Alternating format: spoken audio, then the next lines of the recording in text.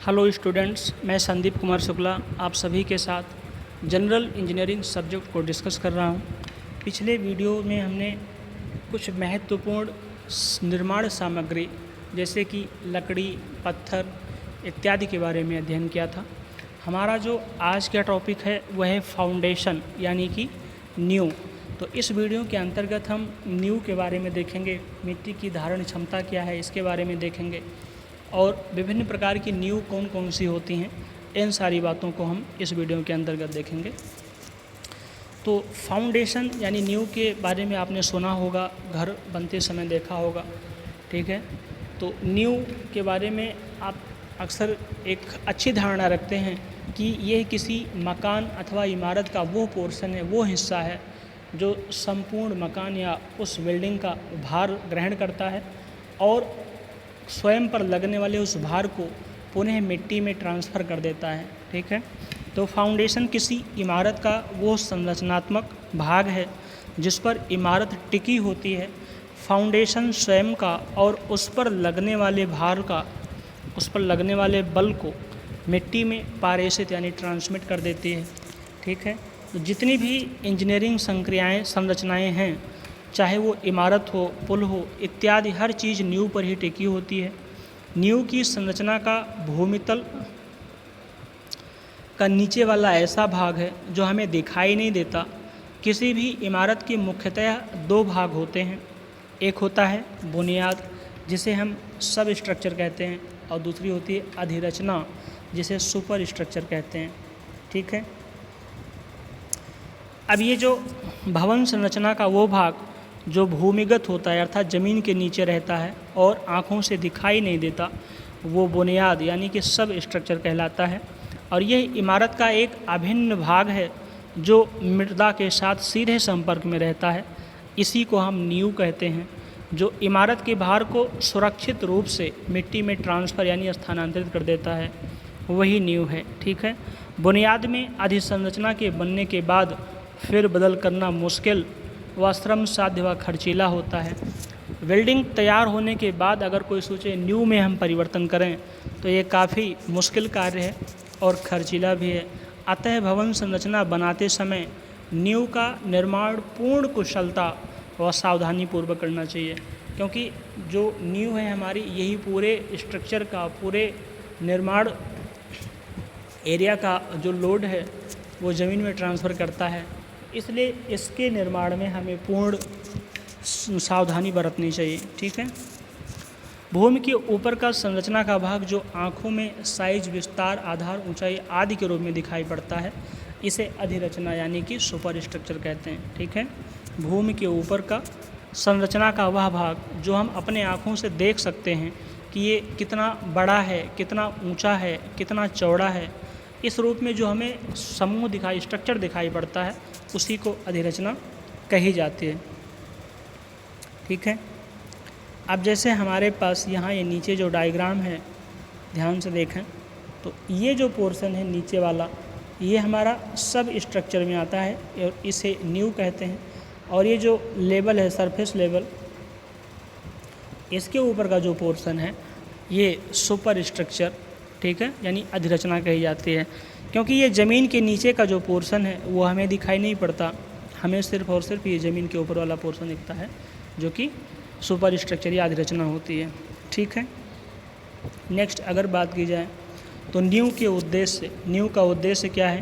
तो नींव पूरी इमारत का भार बड़े क्षेत्रफल पर स्थानांतरित करता है, परंतु इसकी धारण क्षमता का भी ध्यान रखना चाहिए कि ये कितनी मात्रा में भार को ट्रांसफ़र कर सकता है। नींव एक समतल जगह प्रदान करती है जिस पर अधिरचना का निर्माण किया जाता है। नींव जानवरों, बाढ़ का पानी इत्यादि चीज़ों से भी सुरक्षा प्रदान करती है। नींव समवितरित भार को, यानी जो इक्वी ट्रांसफ़र लोड होता है उसको अमृदा यानी सन सॉइल पर स्थानांतरित करने का काम कर इमारत को गिरने से बचाती है। इसके अलावा यह संरचना को स्थिरता प्रदान करती है, यानी जो इमारत है उसको स्टेबिलिटी देती है। वायुमंडलीय प्रयोगों एवं परिवर्तनों के प्रति भी सुरक्षा प्रदान करती है, ठीक है। यानी अगर वायुमंडलीय कुछ चीज़ें जाते हैं तो भी नींव हमारे घर को सुरक्षित रखती है, जैसे भूकंप इत्यादि, ठीक है। अब नींव के प्रकार की बात करें तो नींव मुख्यतः दो प्रकार की है। एक तो है उथली नींव जिसे हम सैलो फाउंडेशन कहते हैं, और दूसरी होती है गहरी नींव जिसे डीप फाउंडेशन कहा जाता है। अब जो उथली नींव है ये क्या है, तो वह नींव जिसकी गहराई उनकी चौड़ाई से कम होती है। ठीक है, ऐसी नींव जिनकी गहराई उनकी चौड़ाई से कम होती है उथली नींव कही जाती है। ठीक है, हल्की तथा मध्यम भार वाली संरचनाओं तथा अच्छे मृदा में ये नींव बहुत उपयुक्त होती है। इन नींवों का निर्माण सरल व निर्माण व्यय भी अपेक्षाकृत कम होता है। तो जो उथली नींव है ये किस कार्य में उपयुक्त होती है, तो जो हल्की व मध्यम भार वाली स्ट्रक्चर्स हैं, बिल्डिंग्स हैं, उनके में, और यहाँ पर मिट्टी भी काफ़ी अच्छी होनी चाहिए तथा इन नींवों के निर्माण को आसानी से किया जा सकता है, वो भी कम खर्च में। उसके बाद जो उथली नींव है इनको प्रभावित करने वाले कारक हैं कुछ, जैसे कि नींव पर आने वाला भार, तो भार जितना अधिक होगा गहराई उतनी अधिक रखी जाएगी, अर्थात कम भार के लिए उथली नींव उपयुक्त नहीं है। ठीक है, फिर नींव की चौड़ाई अधिक होने पर गहराई घटती है, ज़्यादा भार के लिए ज़्यादा चौड़ी नींव उपयुक्त रहती है। फिर मृदा का विश्राम कोण, यानी जो रेस्ट एंगल है किसी मिट्टी का फाई वो कम होगा तो गहराई उतनी ही अधिक रखी जाएगी। उसके बाद है मृदा में संकुचन दरारों की गहराई।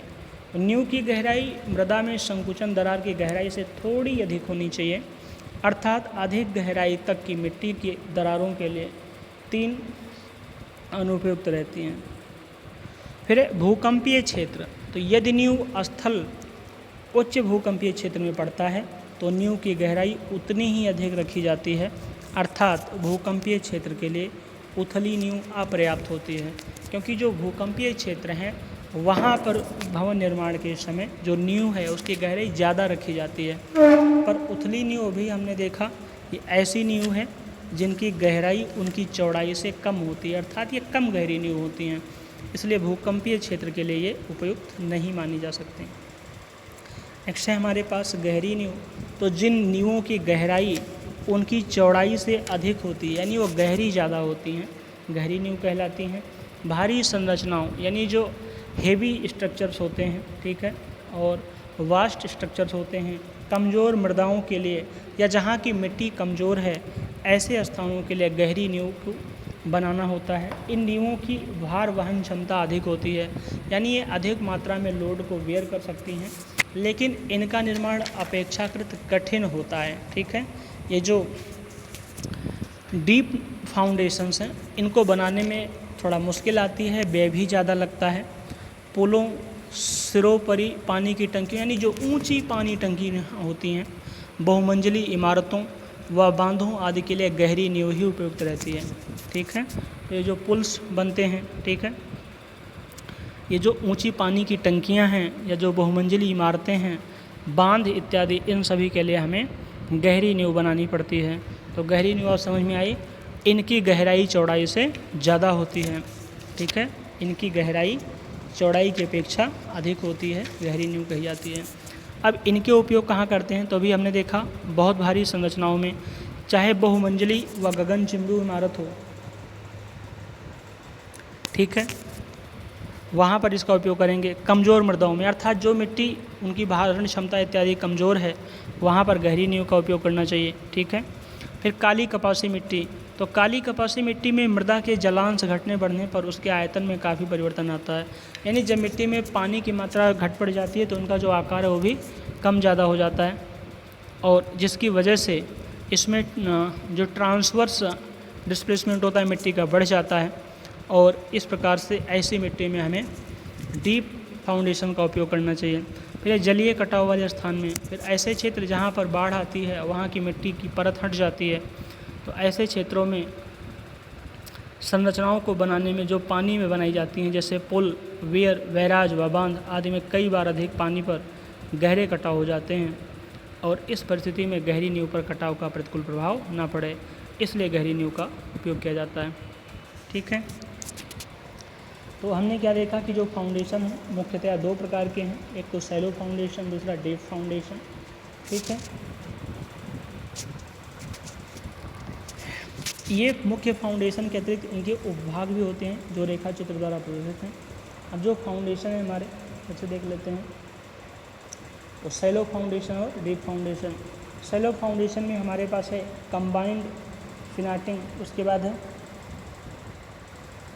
कैंटिलीवर और स्ट्रैप फुटिंग, फिर है मैट और राफ्ट फुटिंग, उसके बाद है वॉल फुटिंग। तो ये कुछ इनके इम्पोर्टेंट टाइप्स हैं जो हमारी सैलो फाउंडेशंस हैं। ठीक है, सबसे पहला इसमें आइसोलेटेड फुटिंग, फिर है कंबाइंड फुटिंग, फिर कैंटिलीवर, फिर है मैट और रैप्ड फुटिंग और उसके बाद फिर वॉल फुटिंग। ठीक है, ये सैलो फाउंडेशंस के टाइप हैं कुछ। और डीप फाउंडेशंस में हमारे पास आती हैं पाइल फाउंडेशंस, और पाइल फाउंडेशन में दो हैं, एक है एंड बियरिंग पाइल्स और दूसरा है फ्रैक्शन पाइल्स। ठीक है, अब जो सैलो फाउंडेशंस हैं एक बार इनको यहाँ पर फिर से देख लेते हैं डिटेल में। तो इनका डेप्थ टू विड्थ यानी गहराई और चौड़ाई का अनुपात 1 से कम होता है, यानी इनकी गहराई कम होती है और चौड़ाई ज़्यादा होता है। इस प्रकार के फाउंडेशन का उपयोग कम गहराई में लोड ट्रांसमिट करने के लिए किया जाता है। आइसोलेटेड फुट, अब जो अभी हमने देखा था टाइप्स में, तो उसमें जो आइसोलेटेड फुट है ये सैलो फाउंडेशन का एक प्रकार है जो सामान्यतः एकल यानी सिंगल कॉलम्स को सहारा यानी सपोर्ट देता है। ठीक है, ये साधारणतया वर्गाकार या आयताकार होता है और इसके मध्य में स्तंभ होता है। ठीक है, जिसे इंडिविजुअल फुटिंग या फिर पैड फुटिंग के नाम से जाना जाता है। तो ये बात समझ में आ गई होगी कि जो हमारा आइसोलेटिंग फाउंडेशन है ये एक सिंगल कॉलम को आधार या बेस प्रदान करता है। ठीक है, इसके अलावा जो कंबाइंड फुटिंग है तो ये भी सैलो फाउंडेशन का ही भाग है जो एक साथ दो स्तंभों को सपोर्ट देता है। ठीक है, तो कंबाइंड फुटिंग क्या करता है, एक साथ दो स्तंभों को सहारा या सपोर्ट देता है। ये या तो आयताकार या ट्रेपेजॉइडल आकार का बना होता है। तो जो कंबाइंड फुटिंग है ये किस प्रकार से, या तो आयताकार होगा या फिर ट्रेपेजॉइडल आकार का होता है। उसके बाद नेक्स्ट है हमारे पास कैंटिलीवर और स्ट्रैप फुटिंग। तो ये भी सैलो फाउंडेशन का ही भाग है जिसमें दो इंडिविजुअल फुटिंग्स किसी बीम या स्ट्रैप से जुड़ी होती हैं, यानी जो दो अलग अलग फाउंडेशंस हैं वो एक बीम्स के द्वारा जुड़ी होती हैं तथा दो एकल सिंगल स्तंभों को सहारा सपोर्ट प्रदान करती हैं। यानी कुछ इस प्रकार से इनका कंस्ट्रक्शन होता है। सपोज दैट ये हमारा एक फाउंडेशन है, ये दूसरा फाउंडेशन है और इन दोनों को हमने एक कॉलम या बीम से जोड़ दिया है, हालांकि ये अलग अलग स्तंभों को सहारा देती हैं। तो इस प्रकार से ये होती हैं कैंटिलीवर या स्ट्रैप फुटिंग। उसके बाद है नेक्स्ट हमारे पास मैट और राफ्ट फुटिंग। तो ये भी सैलो फाउंडेशंस के ही अंतर्गत आते हैं। कौन से, मैट या फिर राफ्ट फुटिंग, किसके अंतर्गत, सैलो फाउंडेशंस के अंतर्गत। ये साधारणतया पूरी इमारत में एक ही होते हैं तथा इनका उपयोग वहाँ करना चाहिए जहाँ सॉइल बेयरिंग कैपेसिटी कम हो। किस जगह पर किए जाते हैं, जहाँ पर सॉइल बेयरिंग कैपेसिटी कम हो, कॉलम या स्तंभ पर भार लोड अधिक हो। ठीक है, तो मैट या रैफ्ट फुटिंग का उपयोग हमें ऐसे स्थान पर करना चाहिए जहाँ सॉइल बेयरिंग कैपेसिटी कम है और कॉलम यानी स्तंभ पर भार अधिक है। इसके अलावा इंडिविजुअल फुटिंग का उपयोग ना किया जा सकता हो या फिर ऐसी जगह जहाँ पर इंडिविजुअल फुटिंग का उपयोग हम ना कर पा रहे हों। ठीक है, पाइल्स का उपयोग ना किया जा सकता हो, यानी हमारे पास और सारे ऑप्शंस बंद हो गए हों तो वहाँ हम इस मैट या फिर रैफ्ट फुटिंग का उपयोग कर सकते हैं। ठीक है, इसके अलावा जो नेक्स्ट पॉइंट है हमारे पास वह है वॉल फुटिंग्स। तो इसका उपयोग इमारत का भार वहन करने वाली दीवार का भार मृदा में स्थानांतरित करने के लिए किया जाता है। ठीक है, इनका उपयोग इमारत का भार सहन करने वाली दीवार का भार मृदा में स्थानांतरित करने के लिए किया जाता है। यानी वॉल फिटिंग्स हुए हैं कि वह दीवार या वह दीवार्स जो किसी बिल्डिंग के पूरे भार को सहन करती हैं, तो उस दीवार के भार को मिट्टी में ट्रांसफ़र करने के लिए हम वॉल फुटिंग का उपयोग कर सकते हैं। जैसे यहाँ पर ये वॉल फुटिंग हम देख सकते हैं आसानी से। ठीक है, उसके बाद नेक्स्ट है हमारे पास डीप फाउंडेशन। ठीक है, यानी जो गहरी वाली नींव है हमारी, ये क्या है, तो इनका उपयोग ज़मीन के अंदर काफ़ी गहराई में लोड स्थानांतरित यानी ट्रांसफ़र करने के लिए किया जाता है। क्योंकि आप जानते हैं जो डीप फाउंडेशंस हैं इनमें गहराई अधिक व चौड़ाई कम होती है। तो ऐसे फाउंडेशंस के द्वारा हम लोड को ज़मीन में काफ़ी अंदर तक ट्रांसफ़र करने में सक्षम हो पाते हैं। ठीक है, जो सामान्यतः ज़मीन के अंदर 3 मीटर से कम नहीं होता है, यानी जो डीप फाउंडेशंस हैं इनमें हम लोड को ट्रांसफर ज़मीन के नीचे 3 मीटर से ज़्यादा नीचे ट्रांसफर कर सकते हैं।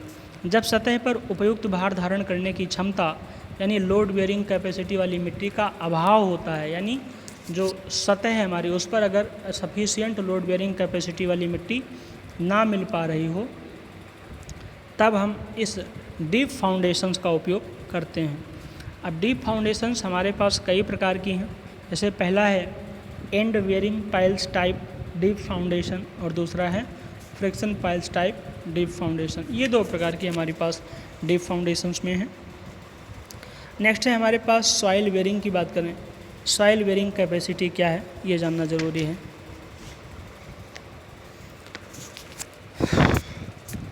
तो आप जानते हैं कि सभी सिविल इंजीनियरिंग संरचनाएं जैसे कि पुल, बिल्डिंग इत्यादि मिट्टी पर ही टिके होते हैं। ठीक है, मिट्टी के एक बड़े क्षेत्र पर संरचना के भार को स्थानांतरित करने के लिए एक नींव की आवश्यकता होती है। ठीक है, ये जो बड़े बड़े डैम्स हैं, पुल हैं, बिल्डिंग हैं, इनके लोड को मिट्टी के एक बड़े क्षेत्रफल पर ट्रांसफ़र करने के लिए एक संरचना बनाई जाती है जिसे नींव कहते हैं। इस नींव के द्वारा ही, ठीक है, इस नींव के द्वारा ही हम पुल, बिल्डिंग या फिर स्ट्रक्चर्स के भार को मिट्टी में ट्रांसफर करने में सफल होते हैं।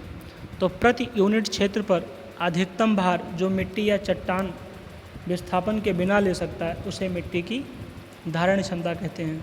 यानी प्रति यूनिट क्षेत्रफल पर वह अधिकतम भार जो मिट्टी या चट्टान बिना विस्थापन के ले सकता है उसे ही मिट्टी के क्या कहते हैं, धारण क्षमता। यानी अगर मान लीजिए 1 मीटर स्क्वायर क्षेत्र है इस प्रकार से और इस पर हम लोड लगाएं तो कितना लोड ये बिना फटे हुए अर्थात बिना दूर हटे हुए इसको झेल सकता है, उसी को क्या कहते हैं, मिट्टी की धारण क्षमता। एक बार फिर से देखते हैं। फिर से देखो, मान लीजिए 1 मीटर स्क्वायर का क्षेत्र है और इस पर हम लोड अप्लाई कर रहे हैं।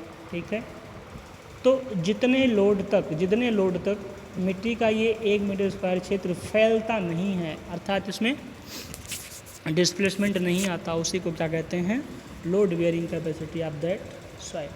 ठीक है, हालांकि ये एक्चुअल में क्या है ज़रा एक बार फिर से देखते हैं। तो मृदा की धारण क्षमता यानी बेयरिंग कैपेसिटी ऑफ सॉइल, ठीक है, इसके अंतर्गत भूमि पर लगाए गए भार को सहन करने की क्षमता से जो भी हमने कहा। मृदा की धारण क्षमता यानी बेयरिंग कैपेसिटी जो मैक्सिमम धारण क्षमता होती है वो अधिकतम सैद्धांतिक दबाव है जिससे मृदा बिना फेल हुए सहन कर लेती है। बिना फेल हुए का मतलब उसमें डिस्प्लेसमेंट नहीं आता है।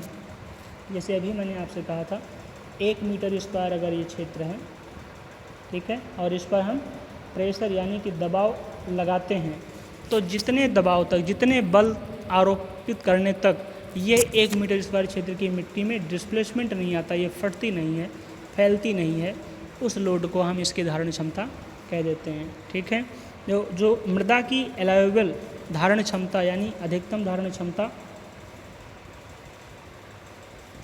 ठीक है, अधिकतम धारण क्षमता को फैक्टर ऑफ सेफ्टी से विभाजित करने पर प्राप्त होता है।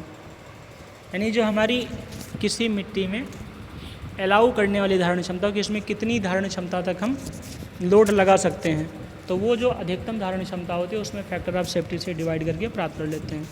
तो अलाउएबल बेयरिंग कैपेसिटी क्या जाएगा, ultimate bearing capacity upon factor of safety. ठीक है, ultimate bearing capacity upon factor of safety. ठीक है, और अगर हमें अल्टीमेट बेयरिंग कैपेसिटी निकालनी है कि ये कितना होता है तो इसे कह सकते हैं ultimate bearing capacity, ultimate bearing capacity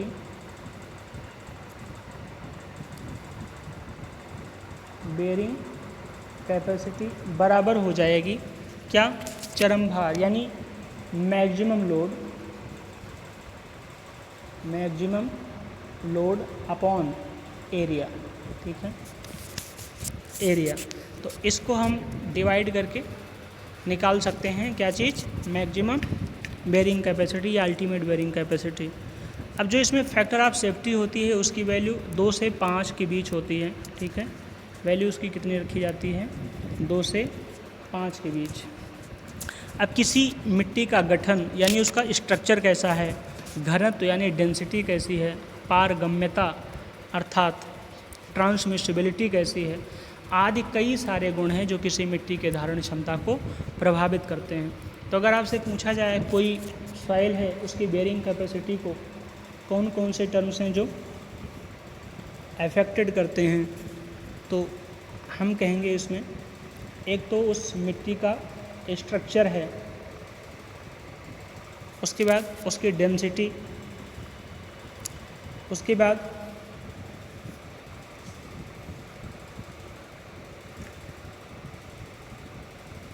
एक सेकंड ज़रा,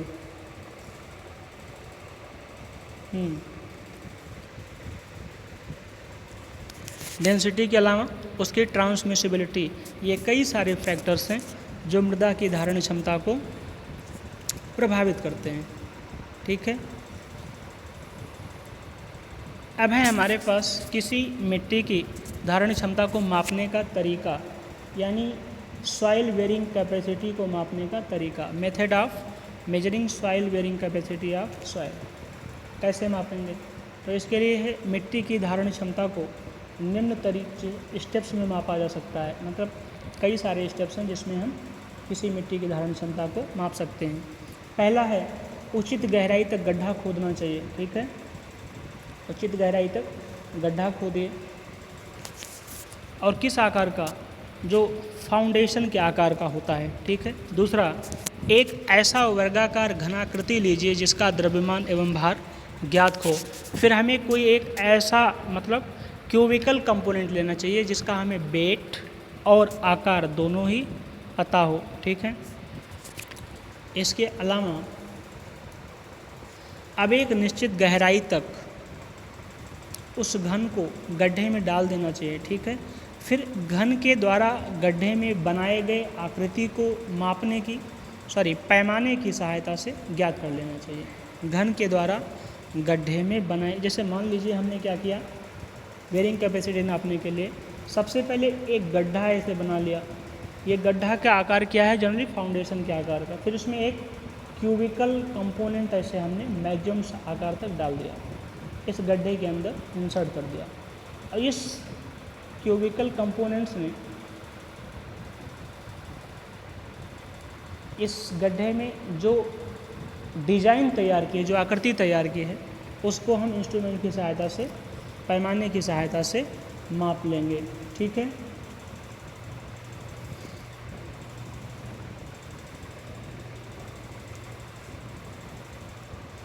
अब है इसके बाद कितना लोड लग रहा है और जो एरिया है, उन दोनों को डिवाइड करके उसकी धारण क्षमता ज्ञात कर लेंगे। नेक्स्ट पॉइंट है हमारे पास methods to increase bearing capacity of soil, यानी मृदा की धारण क्षमता बढ़ाने का तरीका। क्या तरीका है, तो सबसे पहला है इंक्रीजिंग डेप्थ ऑफ फाउंडेशन, यानी फाउंडेशन की गहराई बढ़ा करके। ठीक है, फाउंडेशन की गहराई बढ़ा करके हम मृदा की धारण क्षमता को बढ़ा सकते हैं।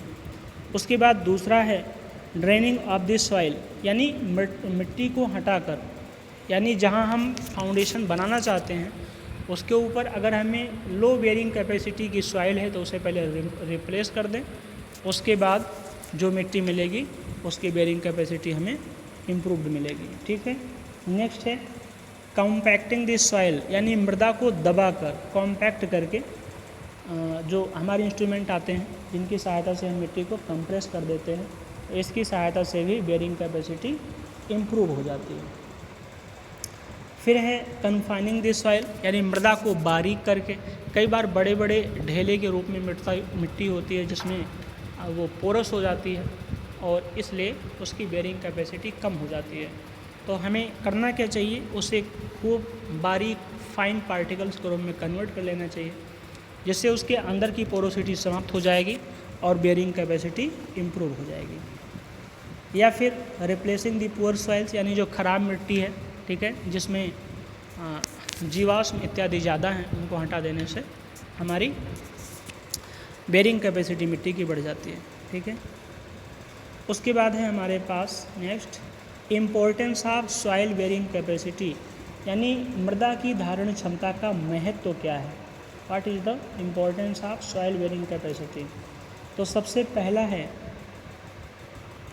It informs about load bearing capacity, यानी जो मिट्टी की धारण क्षमता है वही वो कारक है, वो फैक्टर है जिसके द्वारा हमें उस मिट्टी का भार ग्रहण करने की क्षमता पता चल पाती है।